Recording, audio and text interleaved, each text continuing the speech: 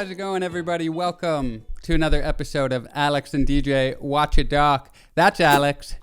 I'm DJ. I switched up the order this week so you couldn't mess with me. Thanks. I did want to say my name, maybe. You can do it. The floor is yours. It's too late. This is Alex. I'm DJ. It's not too late to have some fun. I'll tell you that much. I don't know what the hell that means. This week, we watched a documentary by the name of I Am Greta about the very popular environmental activist Greta Thunberg, the wunderkind Swedish teenager. Are you trying to say wunderkind? I never know how to say that word. You got me.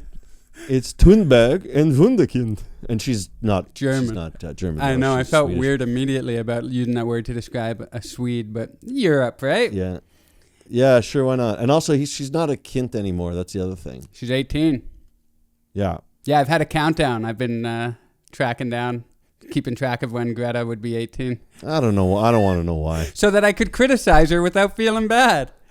Oh, I see. That's what it is. She's one of us now. She's also an adult who's having to, well, except she's doing something about it. That's true. Well, let's see. Let's see if she's doing something about it, because I got some questions about this documentary, Alex. Oh, shit. You're going to be one of these adults, huh? God damn it. I hate you guys. My first question for you about the movie I Am Greta is, well, here, I'll say it looked like it showed her dad was being very supportive and her mom, right? Yeah. Do you think Greta Thunberg could exist without supportive parents? And this isn't taken away from everything she's done. It seemed like that was my tone based on the way I framed it, but that's not my tone. Well, I'd say that about anybody. I mean, like, we're all gonna. I was just talking to my friend about hearing the stories about Dave Chappelle having a mom that would drive him when he was a teenager to the comedy club. Mm-hmm. You know, it's like if it's gonna only help, first of all, just in any endeavor, and second of all, they didn't really want to support her that much at first, and then she was really adamant about it and learned all her facts. And then it's, how is she going to get around? She's got to get around somehow. I mean, unless you need somebody to organize it at an adult level if she's a child. So, crazy? Well, the question is it possible for her to do the things she did without supportive parents? I know that they help. I'm saying, do you think it's possible to make an impact on the world if you came from a family with no support? I would say that if you had a family with no support trying to do things at that level, I would call it unsustainable. Okay. All right. Just like the way she referred to travel when she went on the sailboat to cross the Atlantic to get to the United States. I got beef with that statement, actually, her reasoning for why she took the boat instead of the plane, but I'll save that for another question. By the way, I don't have beef with Greta. Very inspiring. I feel like I've taken a negative tone from the outset here. You better backpedal, boy. She's great. I protect children. That's what I've been put on this earth to do. I used to write for children. What did you write for children? Oh, cartoons? Yeah, Magic School Bus. I didn't write. I drew, but I did write. I wrote a couple of shows I'm not proud of. I didn't create them. I was just looking for. I had to make some money. Okay. Yeah. So what's your question? Not to take away from your achievements and all that you've done for the children of this world. So you think that? Do you think that she could have done it without? Probably not, right? No, I don't think so. I mean, what you said about Dave Chappelle, like, I feel like that's kind of what stuck with me about this documentary, is that oftentimes you see adults when they've already achieved something and you don't get to actually see how much their supportive parents helped them reach the level of success they reached. So seeing her being a 15-year-old needing her parents at that age, like actually still needing them as a child, it was cool to see how much of an impact supportive parenting can. Their child became a global spokesperson for the climate crisis, and that's because of the support that they were able to lend. So I thought I Am Greta was as much about great parenting as it was about her journey. Oh, that's good. That's a good way to kind of shed light on, or at least put in the limelight, the others that were involved in this that deserve some credit. That's good. I appreciate that. Her dad making her eat the banana? Like, you gotta eat, Greta. You gotta eat the banana. But meanwhile, but they're eating bananas all over the place. I'm going to get into it, but I listened to a podcast from June of last year, 2020, when during the pandemic, she took it upon herself to write this like chapter by chapter of her experience, leading up to pretty much the way this movie led up to, but also talking about traveling around the States, and they're like eating like whatever they can as vegans on the road, loaf of bread, beans, bananas. I'm thinking, that's all you got, huh? Like, no, like that. How do you sustain yourself and not kind of start getting a little dizzy in the head by just eating that stuff? I mean, you're a road comic as a vegan. You know how it is. Everything you just named is some of my favorite staples on the road, so I understand. Sounds awful in every way to me. But we got to try. And here's my point: is I'm wondering, like, okay, so this is a question, but it's also a statement. Okay. It's a question it's a long question. Okay. It's a bunch of questions. Do you feel? It's more like an existential question of like, does it matter that we wipe ourselves out? Like the idea of like we have to save the planet. Well, yes, to some extent, but like there's a good chance we're like, delicate flowers, right? So do you think it matters? It's really, are we saving the planet? I guess is my question, or are we saving ourselves really? In which case my question is, I mean, why do we have to exist? That's what I'm asking. That's a pretty deep question that I don't know the answer to, because my answer would be, well, I'm a human, so selfishly we should exist because I want to see humans continue to live. Selfishly, I want to live more than anybody, but I'd like to see some of my friends and family and ancestors continue to live. But on a grander scale, I guess we don't need to. The planet will be fine if we go. We'll be fine. Yeah. Yeah, it's like we're complaining. We're like, we have. It's like saying it's like having the gas oven open and the gas is on, and saying we have to save this house. And it's like, well, no, actually, the house will be fine. It's just we're gonna die from the gas, the poisoning or asphyxiation or whatever that happens from that. And eventually, the gas will get shut off, and maybe some plants might die, but a new family will move in. It'll be fine.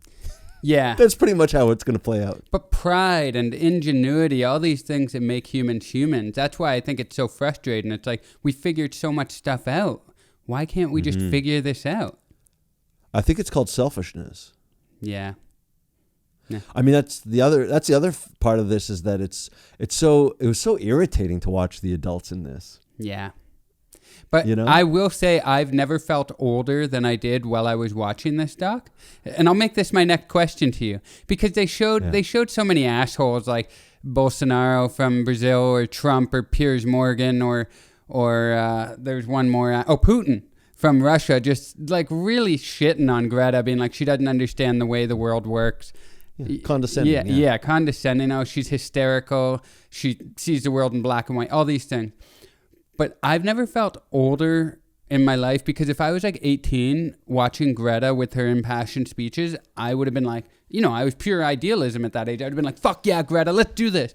My 35-year-old ass was like, she is being a little simple. There is a lot of complicating factors to this. And then I had to like punch that side of my brain in the face and be like, no, there aren't complicating factors. The world is on fire. We need to put money and capitalism, all these things aside for a second and actually figure this shit out. But I felt those thoughts creeping in, not in the asshole Piers Morgan way. Like I didn't feel anything towards her as a person. Like I still felt nothing but respect for what she's trying to do. But the idea that, she doesn't understand the way the world works was creeping into my mind, if I'm totally honest. And I had to push that aside. Yeah. I mean, it is, I can understand that side of your brain, and I understand why you punched it in the face, and I hope that face, your brain face, is recovering. But I do understand both sides, obviously, but also she's making a point by saying we don't have time. Like we have to figure something out, and there it has a lot to do with greed, and it has a lot to do also with people passing the buck and saying, the children, they'll take care of it. Are you out of your mind? We'll have to leave it up to the kids. They're the future. They're our hope. They'll take care of it. The fact that people are asking her, so what do you think we should do about climate change? And she had to I would suggest you ask a climate scientist. Maybe ask the scientists, not a child. I know. It's like these adults who wanted I'll tell you, that festival of selfies. I mean, one selfie after another. Can I get a selfie? I'm photobombing a 15-year-old. Yeah, you're an idiot.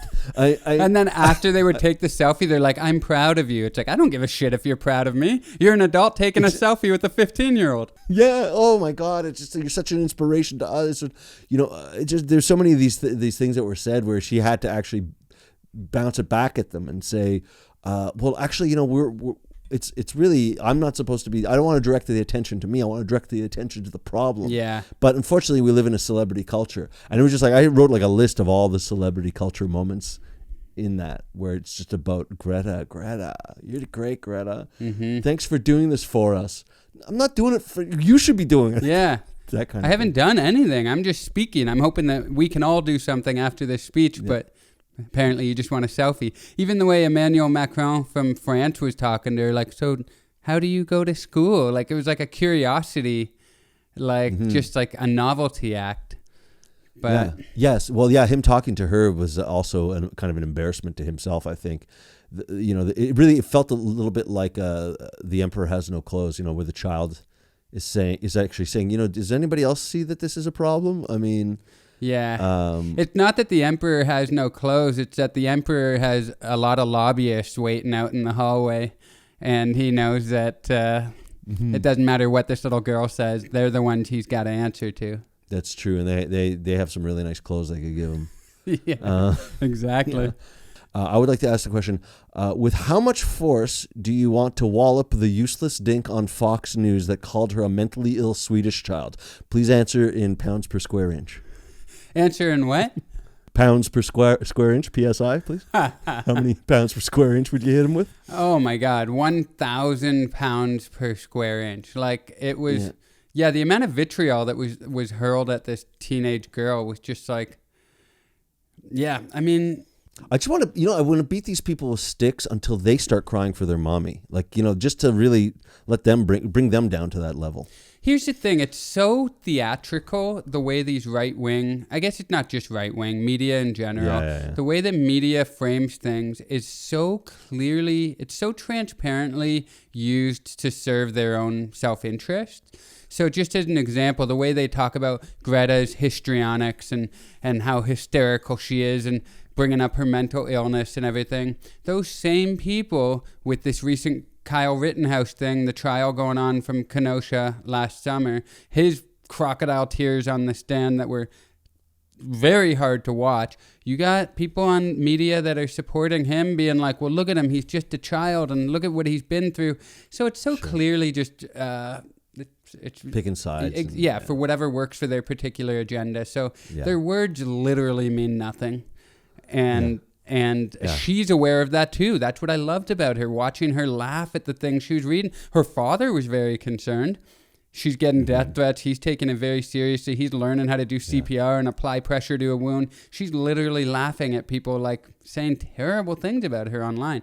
I really admire how she's handled it all, because I mean, that's a lot of attention to be directed at a teenager. Mm-hmm. Yeah, no, I think that's you're damn right about that.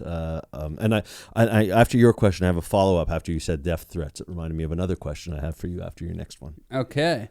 At the end of the movie, Greta said, I think it would be good if everyone had a bit more Asperger's. That was kind of her final quote. Do you agree with that? Yeah.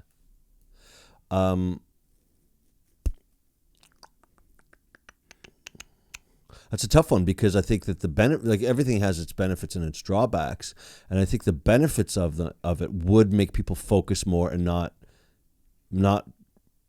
be silly in the way that we are. But it also might mean that you're not going to be as there's gonna be maybe an emotional detachment or a difficulty connecting with others that might not be good for humanity either. Mm-hmm. I don't know, right? That's a grand experiment that I'd have to see played out. Yeah. Yeah, because she was saying it in relation to, she doesn't see the world in black and white, but she sees the climate crisis in black and white because it is. We're on the brink of disaster, certain doom. Mm-hmm. So, having Asperger's in that sense, being able to see things clearly. I don't know enough about Asperger's to say exactly what it would lead you to behave. And I know there's different, places on the spectrum that you can be. But I think that we are very easily swayed by the emotional side of things. And to be able to steer clear of that and see through the bullshit would be pretty helpful. Even me, I was like, I was so drawn to the humanity of this movie. Like, there were parts where I was a little bored, like when she was doing another speech. And a lot of it, I've seen her do these speeches. I was watching it in real time. She's been, in front of us for the last few years. But then the moment between her and her father, or her and her mom, the human moment, are what really got me. Yeah. So I don't think I would want more Asperger's. No disrespect to anybody who has it, but I like feeling that level of humanity. Because I was crying while Greta's mom was crying, and Greta was the only one not crying. Only me and her mom were. And I wasn't even in the room. Yeah, exactly. Yeah, I was thinking of you actually when they were on the boat, and they were both her and her dad were tearing up. Why were you thinking of me? Because I was starting to feel it. You think of me when you cry? I like that. Well, yeah, because you're always crying. That was beautiful, though. Her dad I really liked her dad and her mom, but she didn't get as much screen time. Yeah, really had a good attitude about it all from, both sides of it, the dangers and also the fact that it's inspiring and important.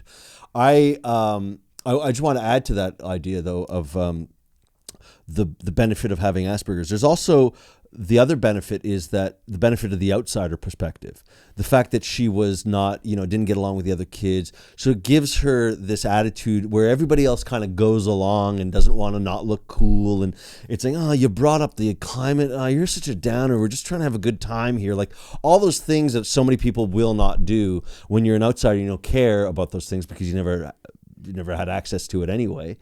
That, to me, is also a big part of it. Is that there wouldn't be that kind of Greta if she fit in. I don't think it would be quite the same. Aside from the fact that yes, there are other aspects, and she called Asperger's her superpower. I heard at one time. So I think that's the outsider thing too. It's that perspective. It's looking at it, going, wait a second, what's going on here? How come everybody's going along with this? That's my attitude about that. And again, it's the emperor's new clothes. That's the same. That's why the child's perspective is the outsider perspective. Has not been mired in the shit for so many years of adulthood, which we are, and that's why we have a skewed, terrible perspective, and that's why we're. I guess my question to you is how can you sleep when the beds are burning? How could you dance when the earth is turning? Look, I'm not trying to burn the midnight oil here, but I do want to follow up that with a question. Mm-hmm. My next question for you is, and this is from her podcast that I told you about in June of 2020, that she was talking about traveling around the North America entirely. And she was in Arnold Schwarzenegger's electric car that he donated to her. Oh. And her dad. And the question is, this is a double, which is the only place she's been warned not to visit, and which had the best turnout for one of these protests. It was like 500,000. And I'll give you a clue. You played one last month and playing one this month of those two places. She was warned not to visit Las Vegas. No. Highest turnout was Las Vegas? No. Okay, so it's not Vegas. Last month and this month. Oh, I don't know. Okay. I don't even know where I've been in the last month, Alex. And I certainly don't know where I'm going. I don't know where I've been, and I don't know where I'm going. All I know is here and now I'm talking to my good friend Alex Nussbaum. I just needs a little blues harmonica to go with that. Love it. Okay. So, you want to hear the worst or the best first? Worst. Do not visit, because you could get death threats, and I think there were some death threats towards her. Alberta. Ooh, yeah, all the oil sands and yeah. Yep. It's the worst, and they have lobbyists that are the most menacing, the most that will threaten and will do anything to make sure that you don't go against them. So they're pretty nasty. I bought a T-shirt for Madge a couple years ago when I was in somewhere in Alberta. I think the Calgary airport. I bought a T-shirt that says, it's got a big Canadian flag and says, "I love the oil sands." Oh no! And she's really? never worn it. We just donated it to Goodwill. But I was like, why don't you ever wear that lark. "I love the oil sand" shirt I got you? Brutal. It's almost, I'd almost have to do what they do to the those anti-Nazi. What are they? The I've seen guys wear like a swastika with the circle and the cross through it, like that. No swastikas, please. Yeah. But it's like all I can see is the swastika past that red circle and line. Yeah. Kind of. So you'd have to do that. You'd have to do the red circle and line through that logo T-shirt thing. The biggest protest of 500,000, Montreal. Ooh, yeah. Okay, that makes sense. Yeah. Yeah, I mean, though, I am about to visit Alberta. I'm going to Calgary next weekend, so I don't want to disrespect them because I don't want to get death threats myself. I'm a much bigger pussy than Greta Thunberg, I'll tell you that much. But you don't have to tell us or the listeners and myself. But yeah, I mean, in terms of my favorite places to visit in Canada, they do represent opposite ends of the spectrum as well. A little bit, yeah. I mean, you'd think maybe Vancouver would be big too, because it's just known to be such an ecological place with the mountains and the ocean and all that stuff. Yeah. But I just thought I actually checked your calendars so that way I can make this personal. I like it. I like that attention to detail.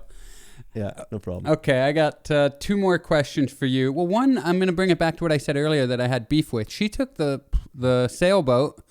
Was it not a sailboat? Whatever kind of boat that was. Slightly dangerous, crazy ass.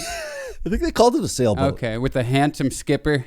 That guy was handsome on the Zoom call. He was a good looking guy, yeah. But and then she said she was taking the boat from Europe to New York, and she said to prove that it's impossible to live sustainably today. I don't think that's true. You just don't travel to New York. You can still, you know what I mean? Like, because the boat's still going to have... live sustainably, maybe travel sustainably. I don't, like, maybe not living, obviously. It's the idea. But again, living, what is living? I mean, how would you make your living if you couldn't tour, if you couldn't take a plane? Yeah, so it's impossible to do what I do for a living sustainably, but that's not living. I could just stay in this house. It ain't living, that's for sure. Yeah, so I just took umbrage with it, where I was like, I see your point, but it's not the right wording. I don't think. Maybe not live, maybe travel sustainably, which I was thinking that. I was thinking like, I mean, she did make her point. I was 2 weeks. I looked it up. She was 2 weeks on the ocean. I mean, it looked brutal, and poor girl. She's. I feel bad for the girl. I know. She was really. That's why when she got to New York and that was the famous "How dare you" speech. I mean, it seemed a bit over the top, but it's like you spent 2 weeks, being beaten like a drum on the Pacific, the Atlantic, and we'll see how you come out of that. I couldn't agree more with that "How dare you" speech. It did seem a little over the top when it happened in real time, but seeing what she had just gone through, you're like, oh, okay, this was real emotion. She had just been through it. Yeah. But yeah, I mean, that made it. It was context, and I got it. Big time. And it made me think about all the traveling I do, the flying I do, because I would like to leave a smaller footprint, but I can't do, you can't be a traveling comedian without traveling. That's the thing, isn't it? So. Unless, of course, you make YouTube videos and you stay at home. True. Yeah. Maybe that's what we transition into. Live audience is stuck anyway. Time for a Patreon. Mm-hmm. Actually, this is not a question, but I want to throw this in because I think I was just as an asshole. I say, do you think she realizes that all her stuffed toys are made with man-made polymers that are don't break down? What? I didn't catch that at all. Sorry. Her toy that all her. I was thinking, does she realize that all her stuffed toys, there was a whole bunch of them, are made with man-made polymers and they won't break down in the environment? Yes. And also, if she's a vegan, that's great, but what does she feed her beloved dogs? Anyway, that was the asshole side of me. I wanted to say a few of those, but those aren't really questions. That was just a comment. I have a question. Mm-hmm. It's two-parter, kind of. Mm-hmm. Who said this quote? We're in a giant car heading towards a brick wall, and everyone's arguing over where they're going to sit. And then the second part is, have you ever felt the futility of organizing people for a cause? Have I ever felt what? Sorry, I'm extra deaf for some reason. That's okay.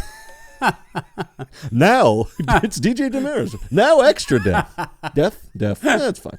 All right.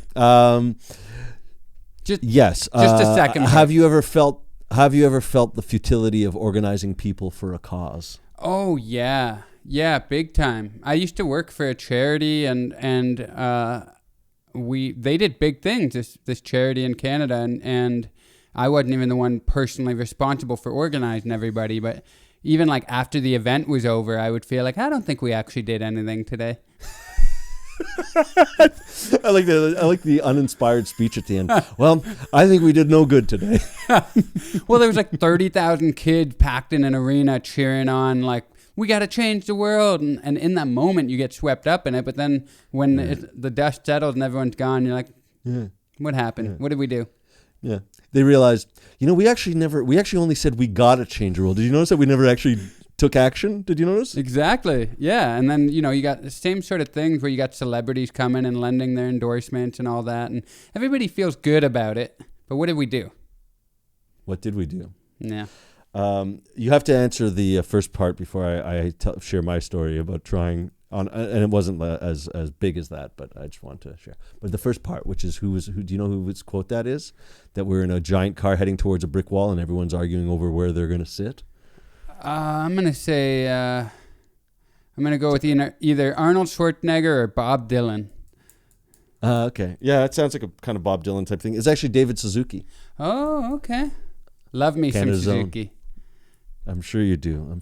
My buddy worked directly with them for the David Suzuki Foundation, and he said, and this was only like 5 or 6 years ago, so Suzuki was already well into his 70s, maybe, I think late 70s by that point, and he said he was still just as fiery, and he's so pissed off because he's been yelling about the environment for like 60 years, and nobody's listened. So imagine what Greta is going to be like at 80 if we're still not listening. Seriously. Ooh, crotchety, I'll tell you. But I on a small level, this is just like kind of a personal thing it just gave me an idea as like how frustrating anything would be. When I was in animation school at Sheridan College, we had this lazy instructor who started making us do assignments that were like from the previous year that were like, we don't have to do this. And he was like insisting we do that. And so then I just walked around the class, and these are animators, right? They're like you know how comedians sort of feel like they arrested their development at around 16 to 18 years old. Mm-hmm. These are like children, like they arrested development between 6 and 8 years old. Mm-hmm. So they're very kind of passive in some ways. And so I was trying to get them together. I said, listen, I want to bring this up and say, like, this is wasting our time. We're paying money for this, and we've already done this. Like, we shouldn't have to put up with this. And they're like, yeah, okay, yeah. Everybody says they're okay. So you're gonna like back me up if I bring it up. Yeah, we'll back you up. And then I the next day we have the class, and I stand up and I say, listen, I tell it like it is to the guy. We really don't think it's really relevant and necessary that we should do this, and everybody's just kind of looking around, not saying, and nobody got up, nobody backed me up at all. Not one of them backed me up at all. I was like, fuck it. And so this guy's looking at me like I'm some shit disturber. I'm the prick. I mean, I took the hit, and the fact is that the guy had to he changed the curriculum. I mean, it did work. Oh, really? But yes, it did work. But Powerful. now I was the lone asshole. Like now he's just gonna have it in for me the rest of the. So that's just my lesson to Greta. I had a similar thing with this charity I worked for. I was doing speeches for them in China for 3 weeks. And the guy who was their representative in China was just shit talking this organization to me the whole 3 week and like poisoning my brain. I had only been working for him for 8 months, but I already had some thoughts that I didn't like about how they operated. And he was like, they do this wrong, they do this. Where's the money going? Who's in charge? All this stuff. And I was like, yeah, this organization's bullshit. When I get back to Toronto, I'm quitting. And he's like, yeah, you do that. Got back to Toronto, I was like, you guys are shady as hell. I'm done. And I messaged him and I was like, I quit, man. When are you going to quit? He's like, I'm not quitting. Are you kidding me? This job's great. He set you up. He did. He's going to take over your job and get a raise. Yeah, exactly, man. I was an easy victim there. Easy pawn in his scheme. That's hilarious. That's classic. That's like something out of a sitcom. Yeah, exactly.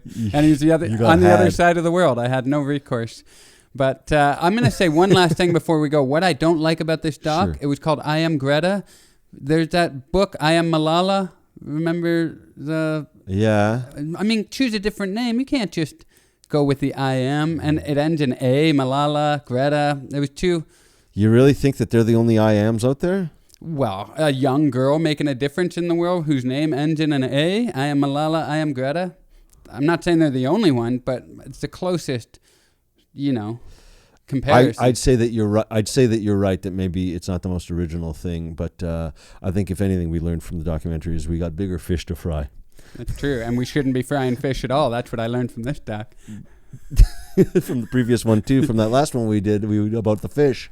All right, what are we watching next week, buddy? Oh, that's a good question. It's lighter, I know that. Yeah, because you know what? I mean, Lord knows that, it's true, man. You tell people, like, I was doing the thing about the plastic last week. We're having, eaten something, and he's like, oh, I love these styrofoam cups. And I said, well, the thing about styrofoam cups, you're a killjoy. Nobody likes you. You're never going to be invited again for lunch. It's true. It's hard. It's hard to be a Greta. So let's keep it light next week, and we're going to be doing Tickled, the documentary about tickling contests. It's about tickling contests? Pretty sure, yeah. Oh, I thought it was about people who like to be tickled, like from a fetish kind of point of view. I think it's. Let me just double check that. I'm pretty sure it's about tickle. It's a story uncovers a strange. It's a tickling subculture. Oh no, but wait, dark world of tickling competition. Oh, tickling Okay. Yeah. Well, that'll be good. I wish we were doing it in person so we could just be tickling each other the whole time. Yeah, and see who will break while we're trying to talk about this damn thing. But it's a competition, so you'll love it. It's sports. Yeah, and you'll love it. It's tickling. Oh, stop it. Ladies and gentlemen, that was Greta, about the one and only Greta Thunberg. Next week we'll be watching Tickled, and that's it. That's all we have for this week. Yeah, it is it. I'm DJ. Yeah, I got nothing else. I happen to be Alex in this particular instance. Thank you very much, guys. See you next week. Peace out. You did the peace sign. I did the peace out.